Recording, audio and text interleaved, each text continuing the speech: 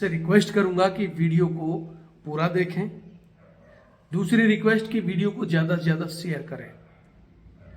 तीसरी रिक्वेस्ट कि देखकर बताएं कि इस प्लान में अगर कुछ बदलाव करना है तो वो कमेंट्स कर सकते हैं या मेरे जो नंबर दिए हुए हैं उसमें बता सकते हैं।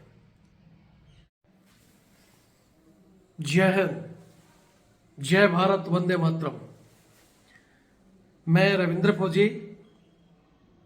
साथियों, सबसे पहले तो बता दूं कि कुछ समय के लिए मेरा ये चैनल किसी टेक्निकल फॉल्ट की वजह से बंद कर दिया गया था। तो काफी दिनों से मेरे कोई वीडियो भी नहीं आ रहे थे और आप लोगों से बात भी नहीं हो पा रही थी। अब एक और वार्निंग है कि 90 दिन में हो सकता है मेरा चैनल बंद कर दें या जो भी हो। तो मैं एक विशेष सूचना आपको देना चाहता हूं। सबसे पहले तो मेरा नंबर है 82 90 35 45 13। अगर मेरा चैनल बंद होता है तो इस व्हाट्सएप के जरिए, व्हाट्सएप स्टेटस के जरिए या व्हाट्सएप इसी पर मैंने एक चैनल भी बनाया है, उसके जरिए आप लोगों से आगे की जो भी हमारी रणनीति होगी, जो भी हमारी लड़ाई है, हम उस पर लड़ेंगे। एक और महत्वपूर्ण मुद्दा आपने देखा होगा कि संसद में कुछ 2-4 बच्चे घुस गए बेरोजगारी या ऐसे मुद्दों को लेकर, लेकिन एक अलग तरीका का जो उन्होंने प्रोटेस्ट दिखाया है, जो उन्होंने तारीख चुनी और किस तरह जो तरीका चुना, वो सरासर गलत है।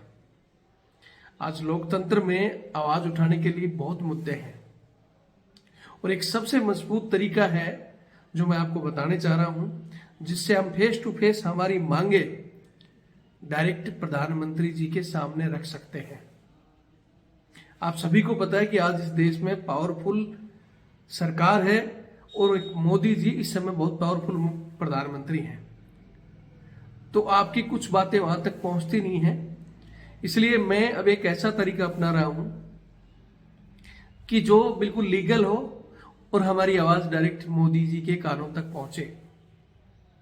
बच्चों से मैं कहना चाहता हूं, जो भी चाहे पेंडिंग रिक्रूटमेंट वाले हैं, एयरफोर्स ज्वाइनिंग वाले हैं, आपकी लड़ाई हमने पहले भी लड़ी है और आगे भी लड़ेंगे।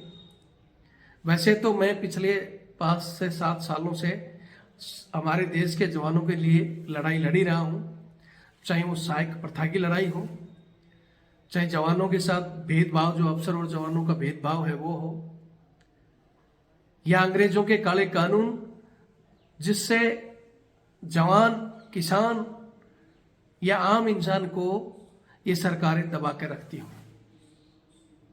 मेरी लड़ाई इन्हीं सब के लिए रही है और इन सब के लिए मैं खासकर युवाओं को और ऐसे लोगों को कि आप किसी के बहकावे में इस तरह जाकर संसद में आप स्मोक कैंडल फेंक रहे हो, ये सरासर गलत है। एक चीज और कह देता हूं कि कुछ लोगों ने वीडियो बनाकर या कुछ ऐसे अफवाह फैलाई कि भाई ये आर्मी एग्जाम के बच्चे थे या एयरफोर्स रिजल्ट के थे, ऐसा कुछ नहीं है। वो बच्चे अलग से प्रोटेस्ट कर रहे हैं और उन बच्चों में कोई भी ऐसा बच्चा नहीं है जो इस तरह की हरकत करे। आप पहले एक बार कर चुके हो, उसमें बहुत से लोगों के ऊपर कितनी तरह की FIR और ये हो चुकी है, आप सबको पता है। आज के युग में आप शक्ति प्रदर्शन शांति से दिखा सकते हो, सरकार तक अपनी मैसेज दे सकते हो, उसके बहुत तरीके हैं। यहां मैं हमारे जवान भाइयों को कहना चाहता हूं कि आप चाहते हो कि चाहे वो सहायक प्रथा की लड़ाई हो, चाहे अग्निपथ योजना वापिस होने की लड़ाई हो, या ये पेंडिंग रिक्रूटमेंट, कोई भी जो जवानों के साथ भेदभाव है, OROP में आपके साथ भेदभाव हुए हैं, खाने पीने से लगाकर रहने तक का हर जगह सेना में जवानों के साथ आज भी, जैसे पहले अंग्रेज अफसर होते थे और जवान भारतीय, आज भी सेना में वही गुलामी चल रही है। और उन सब के लिए रविंद्र फौजी ने पहले भी कई बार आंदोलन भी किए हैं, लड़ाई भी लड़ी है और अब इस बार एक आर पार की लड़ाई लड़ेंगे। साथियों, इस बार जो मैंने एक लड़ाई लड़ने का एक बुलेट प्रूफ प्लान जो तैयार किया है, ये एक मेरी आखिरी लड़ाई होगी। इस वीडियो को बनाते बनाते लगभग 17 मिनट में ये वीडियो कंप्लीट हुआ है, लेकिन 17 मिनट में कुछ ऐसे पॉइंट जो कि बहुत दूर जाकर बताए हैं और वहां तक मुझे पता है कि वीडियो को बहुत से कम लोग देखते हैं।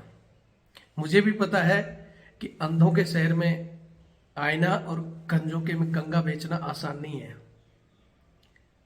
क्योंकि जब वो अफसर साहब बोलते हैं ना कि जो जिनके लिए तू लड़ रहा है उसमें खुद ही बहुत से तो डोलू पकड़कर नौकरी करना चाहते हैं, खुद ही मेम साहब के कच्ची धोने में ही खुश हैं। तो भैया जो उस कैटेगरी के लोग हैं उनको तो मैं क्या कहूं, लेकिन जो लोग मजबूरी में ये चीजें झेल रहे हैं, आपको पता है इस सिस्टम की वजह से कितने ही हमारे सैनिक इस गुलामी की वजह से नौकरी छोड़ चुके हैं, चाहे वो सेना हो चाहे पैरामिलिट्री फोर्स हो। कितने ही लोग दुनिया छोड़ चुके हैं और कितने ही लोग जिनका दम घुट रहा है लेकिन वो मजबूरी में नौकरियां कर रहे हैं। तो ये इस आर पार की लड़ाई में हमारे साथ दो। बहुत से लोग जो लिख देते हैं ना, सर हम आपके साथ हैं, आगे बढ़ो, लड़ेंगे, तो भैया झूठी लड़ाई लड़ी नहीं जाती। इसलिए मैं स्पेशल दोबारा इस वीडियो में एक चीज कह रहा हूं कि लड़ाई लड़ने के लिए तन मन धन की जरूरत होती है। खासकर आप आ नहीं सकते तो आर्थिक सहयोग कर सकते हो, लेकिन आर्थिक सहयोग की बात करते ही वीडियो को जो यहाँ से छोड़ देंगे उनसे मैं रिक्वेस्ट करूंगा कि भैया एक बार वीडियो को पूरा देख लेना। आपको लगता है कि प्लान सही है तो हमारा साथ देना, आपको लगता है कि इस प्लान में कोई चेंज करना चाहिए तो कमेंट्स करके या मेरे इसी कॉल नंबर पर बता देना। फिर कह रहा हूं, आप कुछ नहीं कर सकते, तन से मन से मदद नहीं कर सकते तो वीडियो शेयर करो, हो सकता है कोई दूसरा भाई मदद करेगा। और इस प्लान का हर एक पॉइंट मैं अपने सैनिक भाइयों से खासकर कहना चाहता हूं, जो मेरे साथ हैं, वो हर एक जगह तक इस वीडियो को पहुंचा दो ताकि हमारी ये मजबूत टीम और ये मजबूत लड़ाई को आर पार को लड़ सके। और इसके लिए सबसे पहले नंबर दे रहा हूं 82 90 35 45 13। ये मेरा फोन पे, पेटीएम दोनों से जुड़ा हुआ है। गूगल पे आपको पता ही है गवर्नमेंट ने मेरा बंद कर दिया है। इसके अलावा ये मेरा बार कोड है, आप इस बार कोड के माध्यम से मदद कर सकते हैं। और अगर दोनों चीजों में है तो ये मेरा पहले भी कई बार आंदोलन भी किए हैं, लड़ाई भी लड़ी है, और अब इस बार एक आर पार की लड़ाई लड़ेंगे 2024 में। अभी अप्रैल से जून के बीच में 2024 का इलेक्शन आ रहा है, और आप सभी को पता है कि मैंने वादा किया था कि इस बार मोदी जी के सामने इलेक्शन फाइट करने का। मैं चाहता हूं कि आप हमारा इस मुद्दे में साथ दें। जहां से मोदी जी चुनाव लड़ रहे हैं वहां से मैं फार्म भर रहा हूं, और उस फार्म के साथ ही हम बड़े बड़े बैनरों पर अपनी मांग, जहां जगह जगह वहां अपने प्रदर्शन खुलेआम कर सकते हैं लीगल तरीके से। बड़े बड़े बोर्ड लगाकर मोदी जी को कह सकते हैं कि हम चुनाव क्यों लड़ रहे हैं, कि हमें अग्निपथ वापस कराना है, ये अंग्रेजों के काले कानून वापस कराने हैं, ये जो जवानों से घरेलू काम करवा रहे हैं, कुत्ता घुमाना, मैम साहब की कच्ची तक धुलवाना, बच्चों की पोटी साफ करवाना, झाड़ू पोछा, ये अफसरों की तानाशाही, 10 नंबर फॉर्म भर के जवानों को पागल बना देना, या उनको घर भेज देना विदाउट पेंशन, उन बच्चों का क्या हाल होता है किसी ने देखा? तो ये सब लड़ाई, चाहे आर्मी एग्जाम की हो, एयरफोर्स ज्वाइनिंग की हो, ये अब हम जल्दी खुले में लड़ेंगे ताकि देश की और प्रधानमंत्री की, आपकी उस क्षेत्र में बिल्कुल आमने सामने फेस टू फेस हो। इस लड़ाई में मैं फिर कह रहा हूं कि मेरा चैनल पता नहीं कब 90 दिन के अंदर बंद हो जाए, क्योंकि ये मेरी सबसे बड़ी ताकत है। यही नहीं रहेगा तो मेरी ताकत समझो आधी भी नहीं रहेगी। इसलिए जो चैनल से जुड़े हुए हैं, इसलिए मैंने ये नंबर दिया है कि अगर ये चैनल चले जाए तो आप डायरेक्ट जुड़ें। एक मैं ग्रुप बना रहा हूं खासकर वाराणसी लोकसभा का। जो वाराणसी के हमारे युवा साथी हैं या हमारे पूर्व सैनिक हैं जो इसमें लड़ाई में शामिल होना चाहते हैं, किसान, जवान, मजदूर भाई, जिनको बेरोजगार भाई, जिनको लगता है कि हाँ हमारा मुद्दा उठना चाहिए। और मैं कह रहा हूं कि आज के दिन में अगर मोदी जी के सामने ये चीजें जाएंगी, एक ही, हमें इतनी हमारी ताकत नहीं है कि हम हमारे लोकसभा में बंदा खड़ा करें, हर एक इनमें हरा दें। आज के दिन में इनको हराना बहुत मुश्किल है, लेकिन अकेले को हम टक्कर दे सकते हैं, उसको महसूस करा सकते हैं मोदी जी को कि हाँ सारे लोग मिलेंगे तो आपको भी इस कुर्सी से वंचित किया जा सकता है, आपको भी अग्निवीर बनाया जा सकता है। तो इसके लिए जो साथी तैयार हैं, मैं इस ग्रुप का लिंक मेरे व्हाट्सएप स्टेटस पर, इस चैनल के डिस्क्रिप्शन में और अलग से पोस्ट के द्वारा भी डाल दूंगा। वाराणसी के अलग अलग विधानसभाओं से, गांव से जो भी आते हैं कि मैं वहां से हूं, मैं आपके साथ हूं, समर्थन में हूं, वो लोग इससे जुड़े हैं। उसके अलावा जो हमारा सहयोग करना चाहते हैं वो लोग जुड़े। निवेदन करूंगा ऐसे खास, चाहे वो हमारे सैनिक हों चाहे दूसरे युवा, सेल्फिश तरीके से न जुड़े कि लड़ाई पीक पर आए और वो कहें कि हमें तो अग्निवीर से मतलब नहीं, सहायक प्रथा से मतलब नहीं, हमें तो एग्जाम करा दो और हम माथा टेक देंगे, या वो कि हमारी तो पेंशन बढ़ा दो आरओपी में और हम माथा टेक देंगे, या हमें तो कुत्ता घुमा लो, कुछ भी करा लो, पेमेंट बढ़ा लो। ऐसे लोग दूर रहे।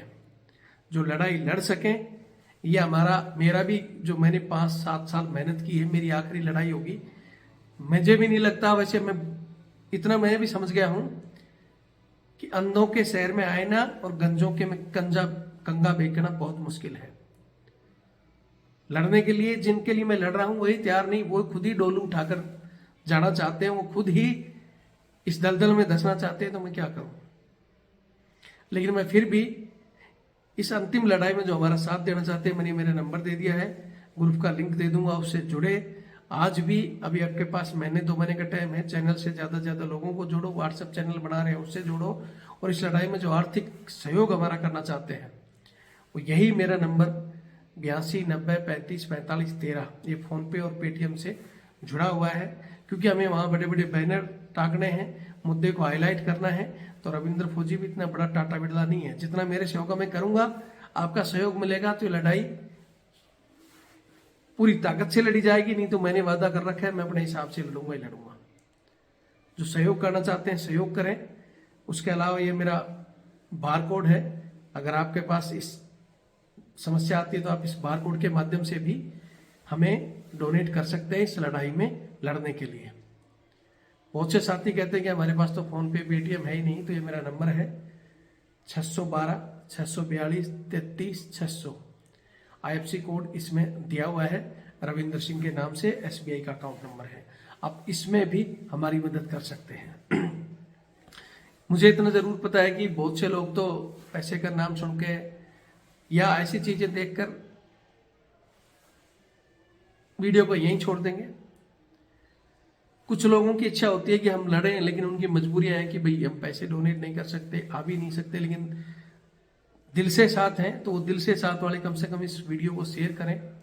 आपका उस इलाके में, वाराणसी क्षेत्र में, लोकसभा में कहीं भी आपका कोई रिलेटिव, दोस्त, उसको बताएं कि भाई कम से कम आप रविंद्र फौजी का सहयोग करें। डोनेशन नहीं दे सकते तो अपने घर पे हम एक बैनर, एक झंडा जो बना रहे हैं जल्दी, वो टाक कर रखें, ताकि ये मैसेज डायरेक्ट हम इन लोगों को दे सके। इसके अलावा भी कुछ लोगों को लगता है कि भाई नहीं, रविंद्र फौजी लड़ रहा है, वो तो जीतने के लिए, मैं कोई प्रधानमंत्री की कुर्सी के लिए नहीं लड़ रहा हूं। मोदी जी को हराना मुझे पता है कि इतना कोई आसान नहीं है, लेकिन उसको टक्कर देना मिलकर एकता में बहुत बड़ी ताकत है। लेकिन फिर भी जिनको लगता है कि भाई चलो रविंद्र फौजी तो पता नहीं हम साथ नहीं देंगे, हम ये है, जिनको भी उल्टा जो भी सोच रहे हो, उनके लिए कहना चाहता हूं कि आप कुछ नहीं कर सकते तो आपको अब संसद में जाने की जरूरत नहीं है, जंतर मंतर में बैठने की जरूरत नहीं है।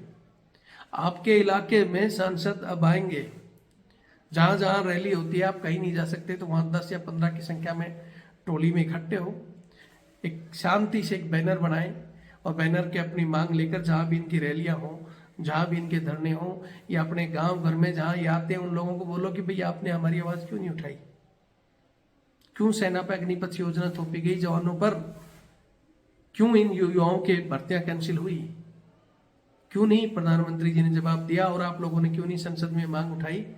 आज आपको हम वोट नहीं देंगे, उनको भी गो बैक के नारे दो। अगर नहीं कर सकते हो, बार बार कर इसी तरह वोट देते रहोगे तो भाई मेरी भी कोई दुश्मनी नहीं है, मैं भी सेना का जवान हूं, अपनी मेहनत की है, अपनी मेहनत की पेंशन ले रहा हूं, मुझे कोई तकलीफ नहीं है। लेकिन मेरे को तकलीफ होती है सिर्फ उससे कि मेरा जवान आज इस सहायक प्रथा की वजह से, इस अफसरशाही की वजह से नौकरियां छोड़ रहे हैं। कितने ही जवान समय से पहले इतनी अच्छी सैलरी होने के बावजूद नौकरी छोड़ते हैं, क्योंकि समय पर छुट्टी नहीं, तानाशाही का शिकार, या मजबूर किया जाता है कि बूट पॉलिश करो, मजबूर किया जाता है कुत्ते घुमाओ, मजबूर किया जाता है कि मैम साहब के एक अच्छे दो, अपने बच्चों को खिलाने का टाइम नहीं, लेकिन अफसर के बच्चे की पोटी तक दौड़नी पड़ रही है। इसलिए इस सहायक प्रथा से तंग आकर बहुत से जवानों ने नौकरी छोड़ दी, बहुत से जवान इस दुनिया को छोड़ के जा चुके हैं मजबूरी में। क्यों? घर वाले कहेंगे नौकरी मत छोड़ो, वहां रह नहीं सकते, जमीर जिंदा मरे हुए जमीर को लेकर क्या करें, वो दुनिया छोड़ देते हैं। कुछ लड़ बाड़ कर नौकरी छोड़ देते हैं और कुछ वहां लड़ते हैं तो उनको ये दबा कर किसी बहाने से 10 नंबर भरकर घर भेज देते हैं। तो मेरी मुख्य लड़ाई यही होगी। मैं आज एक बार फिर कह रहा हूं कि इस वीडियो को कुछ नहीं कर सकते तो इतना फैला दो ताकि हो सके कोई हमारे से जुड़े, कोई हमारी मदद करे और किसी प्रकार ये मैसेज मोदी जी तक पहुंचे। मैं उन बीजेपी के कार्यकर्ता और उनकी जुड़ी हुई कड़ियों से भी कहना चाहता हूं कि रविंद्र फौजी प्रधानमंत्री की कुर्सी के लिए नहीं, प्रधानमंत्री को अपनी आवाज पहुंचाने के लिए चुनाव लड़ रहे हैं। अगर आप चाहते हो तो आप पहुंचा दो प्रधानमंत्री जी तक और उनको बोलो कि अफसरशाही, ये भारत देश जब गुलाम था उस समय अंग्रेजों के काले कानून चलते थे। आप नाम बदल रहे हो, पता नहीं क्या क्या बदल रहे हो, लेकिन आपके अफसरों के अंदर वही अफसरशाही की बू है। वो आज भी जवान को पैर की जूती समझ रहे हैं, आज भी जवान उनके घरों में काम कर रहे हैं। क्यों? जिस अंग्रेजों का शासन बोलते थे ना, सूर्यास्त नहीं होता था, 200 से ज्यादा देश उनके गुलाम थे। सभी देशों में ऐसी चीजें खत्म हो चुकी हैं, लेकिन हमारे यहां नहीं हो रही। जब हम बात करते हैं तो बोले आपके बंदे वॉलेंटियर हैं, खुद ही जाना चाहते हैं। ये अग्निवीर योजना विपिन रावत जी ने, मैंने जब 2017 में 19 में जब धरना दिया, विपिन रावत जी से मिले तो उन्होंने कहा था कि हम ये पीसी स्टेशन में इस चीज को बंद करेंगे और सिविल सहायक भर्ती करेंगे। मैं फिर कह रहा हूं, मुझे किसी अफसर से दुश्मनी नहीं है। बहुत से हमारे साथी, बहुत से हमारे रिलेटिव अफसर भी बैठे हैं, बहुत से अच्छे अधिकारी हैं जो आज भी हमारी हेल्प भी करते हैं। जो रॉयल खानदान से अच्छे अफसर हैं वो कभी जवान के विषय में गलत नहीं सोचते, लेकिन आज ऐसे ऐसे बने हुए हैं जो पता नहीं किस भावना से जवान को और नीचा दिखाने की कोशिश करते हैं। पीठ पर लात तो मारते हैं, पेट में लात भी मार रहे हैं। तो हमारी लड़ाई उन लोगों से है। मैं फिर कहता हूं, अच्छे अधिकारी जो हैं वो हमारा साथ दें और खासकर अग्निवीर योजना जो जवानों पर थोपी गई है, इतनी अच्छी है तो अफसर पर क्यों लागू नहीं है? क्या अफसर हमें जवान नहीं चाहिए? बहुत से ऐसे मुद्दे हैं, समय समय पर इस चैनल के द्वारा अब हमारी 2 या 3 महीने की जो लड़ाई रहेगी यही रहेगी। मैं जनवरी में शुरू करूंगा वाराणसी का दौरा।